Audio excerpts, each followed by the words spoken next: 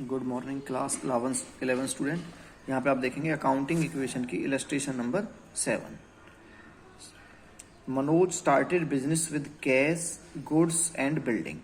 मनोज ने business start किया, कुछ कैश लगाया है, कुछ गुड्स वो घर से लेके आया है और अपनी जो बिल्डिंग है वो भी उसने बिजनेस में इन्वेस्ट की है। तो तीनों की जो वैल्यू है टोटल वो कैपिटल के बराबर आ जाएगी। जरूरी नहीं कैपिटल कैश में इन्वेस्ट की जाए, वो गुड्स में, बिल्डिंग में या किसी और असेट में भी हो सकती है। तो यहाँ देखिए आप, उसने 230 कैश लगाया है, 1 lakh goods and 2 lakh building. Total उसकी जो कैपिटल है वो हो जाएगी 5,30,000। किस तरह से इसे लिखेंगे? Serial number 1, started business with cash goods and building. यहाँ पे कैश के नीचे कैश की अमाउंट आ जाएगी 2,30,000। स्टॉक के नीचे स्टॉक की वैल्यू आ जाएगी 1 लाख एंड बिल्डिंग के नीचे बिल्डिंग की आ जाएगी 2 लाख। टोटल हो गए 5,30,000 और ये यहाँ जाएगा 5,30,000। लायबिलिटी हमारे पास 0। दोनों साइड का टोटल यहाँ पे हमारा बराबर है, असेट का भी और लायबिलिटी का भी। तो जितनी भी असेट से बिजनेस स्टार्ट किया जाता है उन सबको टोटल करके वो किसके बराबर हो जाती है? कैपिटल के बराबर। सेकंड देखिए, परचेज गुड्स फॉर कैश।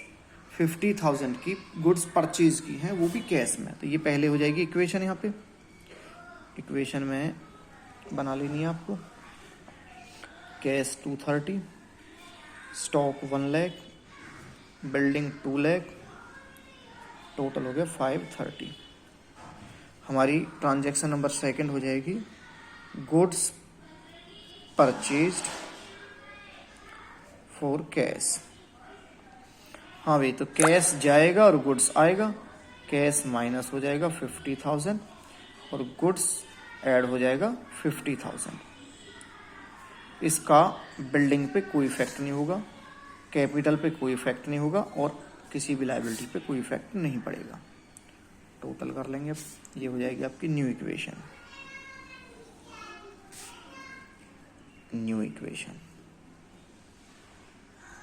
हाँ भाई, कैश 50,000 माइनस कर लेंगे तो कितना आ जाएगा? 180 प्लस और आ गया स्टॉक 1.5 लाख का हो गया और बिल्डिंग होगी 2 लाख की। कैपिटल हो जाएगी 5,30,000 की और लायबिलिटी का भी कोई लेना देना है ही नहीं। ठीक है ना? कैश, स्टॉक, बिल्डिंग, ये हमारा टोटल हो गया 5,30,000। नई ट्रांजैक्शन फिर आ जाएगी third, sold goods for cash. Sold goods for cash costing 20,000 at 35 पर आने वाला। ये 35,000 का माल हमने सेल किया है, वो भी कैश, जिसकी कॉस्ट थी 20, तो वो स्टॉक में से माइनस हो जाएगी। जितना कैश आया, जितने का माल था वो स्टॉक में से माइनस, कैश को प्लस कर दिया। इस पे हमने 15,000 का प्रॉफिट अर्न किया है भाई। 20,000 के माल को हमने 35,000 में बेचा है, वो भी कैश। तो कैश में 35 आ गए, स्टॉक में से 20 चले गए, न्यू इक्वेशन बन जाएगी। अब कैश हमारे पास कितना है? 2,15,000, ये 1,30,000 और ये 2 लाख।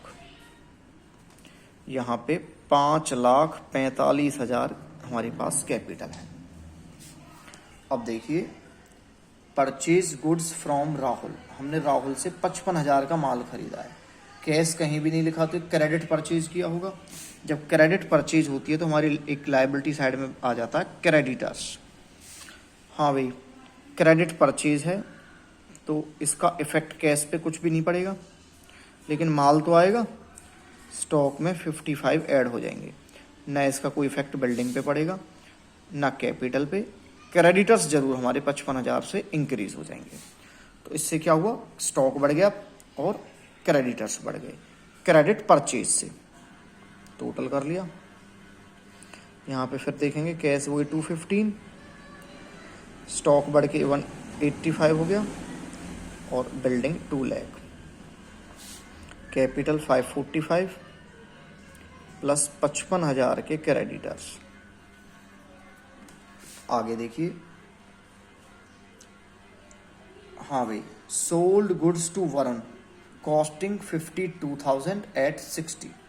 हमने 52,000 का माल वरुण को बेचा 60,000 में। उधार माल बेचने पे क्या हो जाते हैं हमारे, एक असेट बढ़ जाएगी डेटर्स। माल कितने का था, 52,000 का, तो ये तो स्टॉक में से माइनस, कितने में बेचा है, 60,000 में उधार, तो वो डेटर्स में ऐड हो जाएंगे। 8,000 का प्रॉफिट अर्न किया है, वो कैपिटल में ऐड हो जाएगा। यहाँ फिर न्यू इक्वेशन बन जाएगी। आगे देखिए, he paid cash to Rahul in full settlement. Rahul को 53 पे किए हैं हमने, जबकि राहुल के 55,000 थे। फुल सेटलमेंट में 53 दिए, तो राहुल के तो फुल सेटलमेंट मतलब अकाउंट क्लोज हो गया। कैश कितना जाएगा, 55 में से 53 ही जाएंगे भाई। 53 में सेटल कर दिया अकाउंट, तो पैसा तो 53 जाएगा। मामला सेटल हो गया 55,000 का, तो 2,000 का हमें बेनिफिट हो गया ना, वो कैपिटल में ऐड हो जाएंगे। डिस्काउंट रिसीव्ड के, हमारी लायबिलिटी पूरी 55,000 से क्लोज हो गई भाई, फुल सेटलमेंट हो गई। पैसे हमारे पास से 53,000 ही गए, तो 2,000 का बेनिफिट हो गया, वो कैपिटल में ऐड हो गया, डिस्काउंट रिसीव्ड। उसके बाद है सैलरी पेड, एक बार कैश में से माइनस, एक बार कैपिटल में से minus. Received cash from Varun in full settlement, Varun से हमें 60 मिलने थे डेटर से, फुल सेटलमेंट में 59 मिले हैं, तो कैश में 59,000 ऐड हो जाएंगे। ठीक है ना, 60,000 स्टॉक में से माइनस। अब 1,000 का हमें लॉस हो गया, हमें 60 मिलने थे, 59 मिले हैं, डिस्काउंट अलाउड, ये कैपिटल में से माइनस हो जाएगी। क्लियर। उसके बाद देखो, रेंट आउटस्टैंडिंग, मतलब रेंट के पैसे हमने दिए नहीं हैं, देने थे, तो कैपिटल में से तो माइनस हो जाएगा भाई। आउटस्टैंडिंग रेंट है कितने का, 3,000 का, लेकिन इसके पैसे अभी दिए नहीं हैं, एक्सपेंस तो हो गया, दिए नहीं है, तो यहाँ पे एक और लायबिलिटी क्रिएट हो जाएगी, आउटस्टैंडिंग रेंट।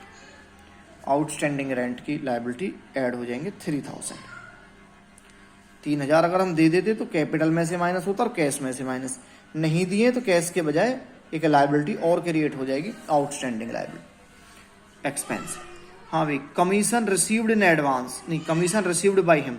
कमीशन रिसीव्ड है तो सिंपल क्या हो जाएगा, एक बार कैश में प्लस हो जाएगा, एक बार कैपिटल में प्लस हो जाएगा, इनकम होगी हमारे लिए।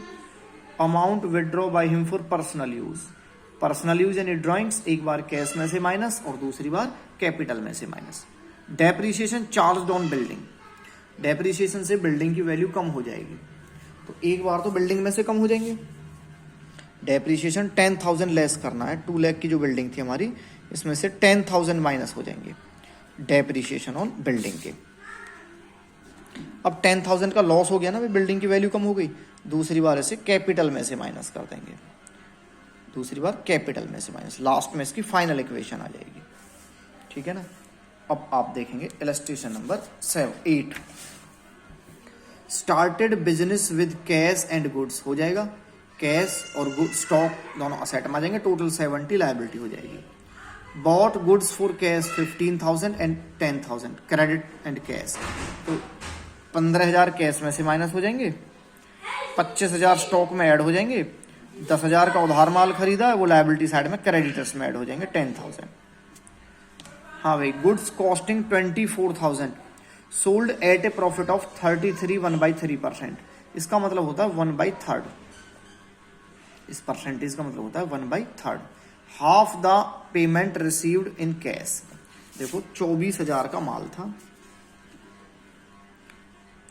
इसे हमने सेल किया था 1/3 प्रॉफिट पे, 8,000 के प्रॉफिट पे, तो कॉस्ट थी 24,000, प्रॉफिट हो गया ये वाला, टोटल हो गया 32,000 की जो हमने सेल की है।